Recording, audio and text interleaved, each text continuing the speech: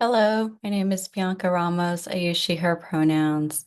To start off, I love to share a little bit more about my personal journey and how I've come to apply to this position. I started off my undergraduate experience really wanting to support my peers, and one of my first positions was peer academic advising at a undecided, undeclared office where I worked primarily with first year students, and it gave me the opportunity to really talk through what their passions were, their interest, which would then inform me what classes they can take by exploring different general ed requirements, which would then help them one step closer towards declaring a major or even considering adding a minor. And since then, I've been able to really think through how to continue being very student-centered, being able to have opportunities for mentorship and community.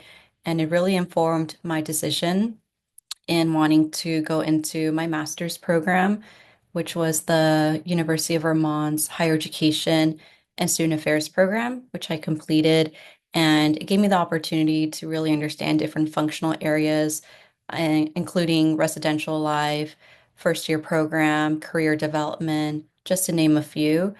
And it was really through the aspect of supporting students in different areas where I really came to um, really think through what academic advising really meant for me and how it helped me not only take ownership of like my path in undergrad, but I also was able to make really great connections with different staff members that encouraged me as a first gen student. And I definitely want to be able to provide that guidance in graduate programs as well, not now having gone through that myself.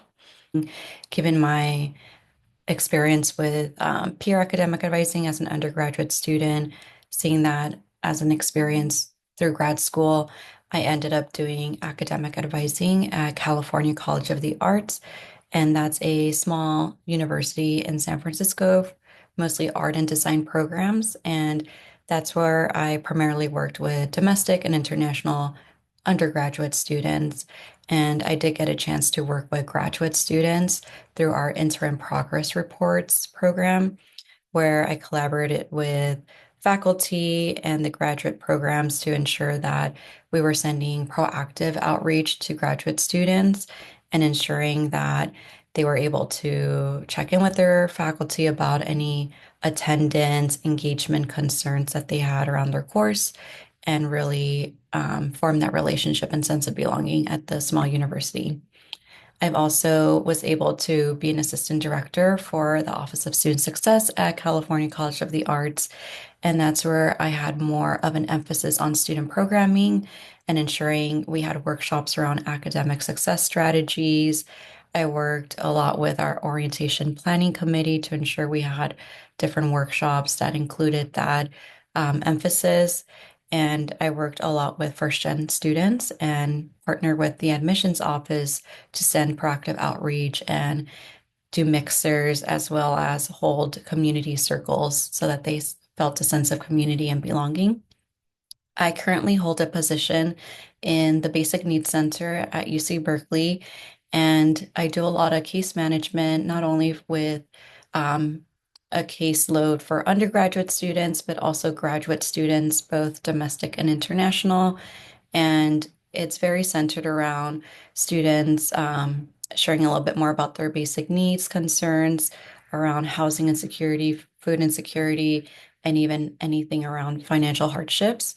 I work primarily with our Basic Needs Center, along with our partners, including the Graduate Division, Financial Aid Office, Berkeley International Office, just to name a few. And we definitely all center our work to be doing the holistic assessment to understand the student's basic needs and how we can provide support, not only through connection to resources, but emergency funding. All that to say is I really want to continue to further and develop my problem solving skills, especially around understanding the needs of our graduate students here at UC Berkeley, especially doing very similar work around social work.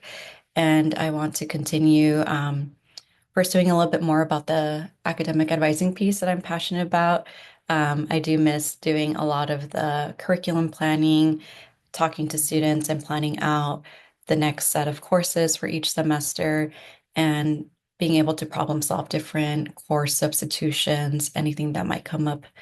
And I can also see myself doing a little bit more on the admissions piece around program information sessions, doing application reviews, and even thinking through programming that's specific to graduate students. And lastly, I also want to continue to hone in my financial aid advising skills. Currently, I do look at financial aid packages and talk through some of their options to students, both graduate and undergraduate, thinking through what loans are available, if they need to submit a cost of attendance adjustment request, or even consider submitting appeals. And I do work very closely with our partners in financial aid and graduate division to consider awarding for emergency grants and also do a lot of the long-term planning with our students so that their time at Berkeley feels sustainable and they have connections to different resources. For question number two, I spoke a little bit already about my experience with academic advising at California College of the Arts. It is a smaller college, around 1,500 students, so my caseload was roughly around 200 students in fine arts and design programs. For example, animation, film, industrial design, just to name a few. And even though I mostly advised undergraduate students around their academic progress, working with program chairs to approve course substitutions or prerequisite overrides, and also working through um, different independent studies. I still had an opportunity to work with graduate students via the interim progress report process, which I talked a little bit about. But overall, I think that really gave me the opportunity to work directly with faculty, and I was able to review their notes for each of the students that they submitted in their courses. And usually there were detailed notes about concerns for students around attendance, engagement, or even performance in the course. And being able to coordinate student outreach directly for roughly around 500 interim progress reports, I was really able to enforce the community care aspect of this is coming from a place of wanting to have a proactive conversation with faculty, seeing how we can support you, what resources are available, and making sure that, students are doing okay. There's definitely different personal circumstances that can come up and impact academics. And our overall goal was to coordinate the student outreach efforts, include intervention strategies early on, especially to really emphasize creating that relationship early with faculty and having us make informed decisions to schedule proactive class visits and establish partnerships with our program chairs so that we're able to continue this process. I also worked with graduate students who were on academic probation or they were at risk of disqualification or suspended. And even though I didn't do a lot of the academic advising piece, I held more of the conversations around academic success, academic success strategies, ensuring that they knew what resources are available, how to continue communication with their faculty, and we developed success support plans, which tailored to each student's individual goals, what resources they would be accessing during that time. And we did see a success with students being able to continue on to the next semester so that it showed that our retention efforts were being met. And some of the skills that I was able to develop through that were definitely communication skills, problem solving, all my interpersonal skills with really holding space for students in difficult circumstances that were impacting their academics at the time.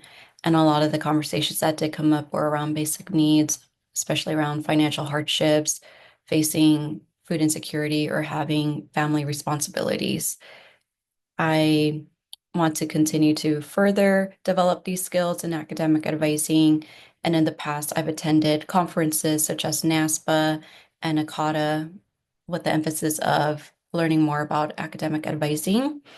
And I try to center a lot of my advising using strengths-based approaches, as well as trying to be restorative and thinking through how can we support students and uplift the things that they're doing well in, and definitely advocate for students and give them the room and space to share their stories and have that opportunity for self-advocacy.